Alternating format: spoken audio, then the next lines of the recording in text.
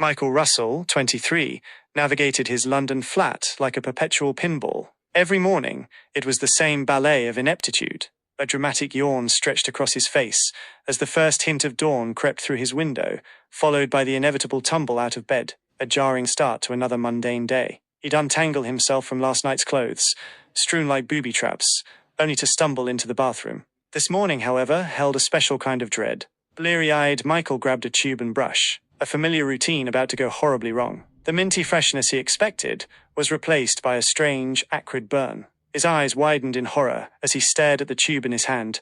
Hair remover, a violent gag, a frantic spitting, and a desperate rinse ensued, his mouth feeling like a chemical fire. Dripping and disgusted, he then sniffed out his cleanest shirt and trousers, dressing himself in a daze. He glanced in the mirror, a huge sigh escaping his lips, only to be met with the sight of his shirt on backwards. "Fuck's sake!" he roared, the expletive echoing off the sterile walls. With another groan, he corrected the sartorial mishap.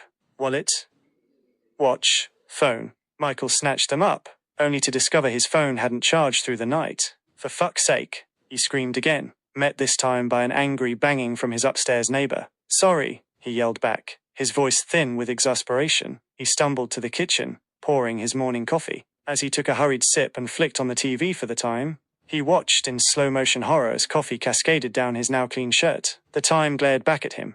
10 minutes until work. "For fuck's sake," he howled, spitting out the coffee and grabbing his keys. He bolted from the flat, thundered down the apartment hallway, and burst into the parking bay. Another indignity. Someone had stolen his bike seat. Michael cursed, but desperation fueled him. He mounted the seatless bike, grimacing as he navigated the relentless London traffic, each pedal stroke a desperate countdown to certain unemployment. He arrived at Playday's betting shop, dismounting his bike with a wince. As he fumbled with the lock, a smug voice crackled from an intercom. "Late again, Mike?" "Shut up and piss off, Gavin," Michael retorted, already dreading the day. He trudged inside, powered up his computer, and whispered, "Is Raj in yet?" Gavin, the ever-grinning shift manager, replied, "You got lucky. Not yet." 10 o'clock hit, and Raj, the district manager, swept in like a storm cloud. He summoned Michael to his office. Michael's stomach clenched. This was it.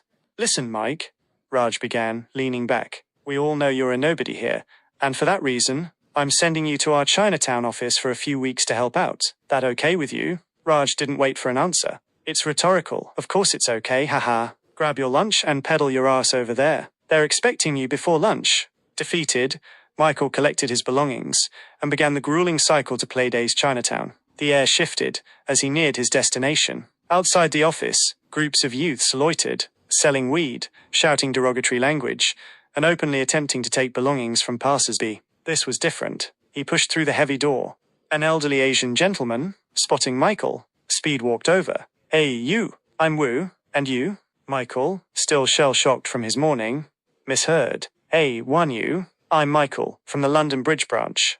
They exchanged pleasantries, and Michael settled in, taking bets, the hours blurring into a fragile sense of normalcy. Suddenly, the front door splintered inwards. 4 or 5 hooded figures, their faces masked, brandished knives. Michael's courage evaporated. He melted into a terrified, whimpering heap, never having faced such raw aggression. From the back office, Wu emerged, ready to fight, but a baseball bat swung from behind him, sending him crashing to the floor, unconscious. The thugs bypassed Michael, rushing to the cash registers, emptying them with practiced ease. Then, they hauled a trembling Michael towards the safe, their shouts and curses echoing in the shop. "Open it," they demanded. "This is my first day. I don't know the combination," Michael pleaded, tears streaming down his face. Blows rained down. Each repeated question met with Michael's bewildered silence. Eventually, darkness consumed him. He awoke, his head throbbing, tied to Wu in the oppressive confines of the safe. "Wu, are you okay?" Michael croaked, but there was no response. As he desperately wriggled free from his restraints, a faint, raspy voice reached him. "Engi, drink the tea." Michael, baffled, glanced at the barely conscious Wu, thinking the old man was delusional. "Drink the tea," Wu repeated, his voice fading, injuries taking their toll. Panicked, Michael desperately searched for an escape. His eyes landed on a flask and an old, metal tin that glistened gold in the dim light. He grabbed the flask, pouring a small amount into its cup. The tea was pungent, a vibrant gold, and actually sizzled as it hit the air. He knelt, trying to offer it to Wu, but the elderly man had succumbed to his wounds. Micheal crouched in the corner, despair washing over him. He was trapped. He would die here, suffocating in this cold, dark vault. Thoughts of his family, his mundane ambitions, everything he would miss, flooded his mind as the air thinned. In a final, desperate act, Micheal brought the shimmering tea to his lips. The moment the liquid touched his tongue, swallowed in a single gulp, a powerful noise erupted. A surge of electricity coursed through his veins from head to toes.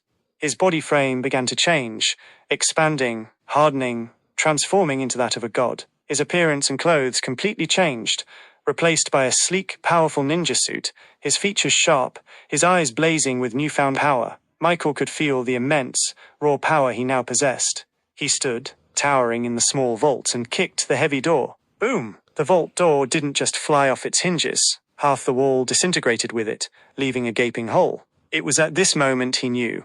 Primal roar escaped Micheal's newly empowered lungs, not of fear, but of pure, unadulterated, electrifying force. The very air around him crackled, vibrating with an unseen energy. His eyes, no longer bleary from exhaustion or fear, blazed with an inner light, reflecting the golden remnants of the tea that still pulsed through his veins. He looked at the gaping hole where the vault door and a significant portion of the wall had been.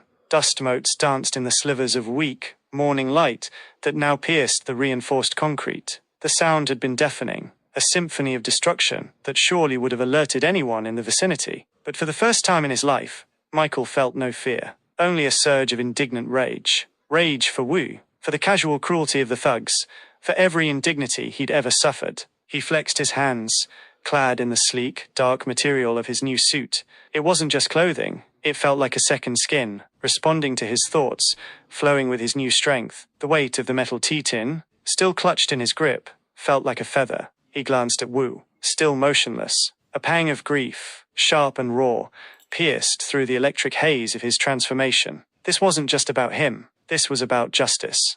A distant siren wailed, growing louder. The thugs, they would be back. And this time, Micheal Russell, the clumsy cashier, the betting shop nobody, was ready. He took a single, powerful step forward, out of the shattered vault and into the subdued light of the betting shop. The air hummed around him, a low, resonant thrum of latent power, mirroring the forgotten temple where the mystical tea had lain dormant. His life, once a predictable cycle of apologies and mishaps, had irrevocably shattered. Just like that vault door, the pathetic whimper that had once defined him was gone, replaced by the quiet, simmering resolve of a storm about to break. Micheal Russell was gone. In his place stood something new, something forged in desperation and steeped in ancient power.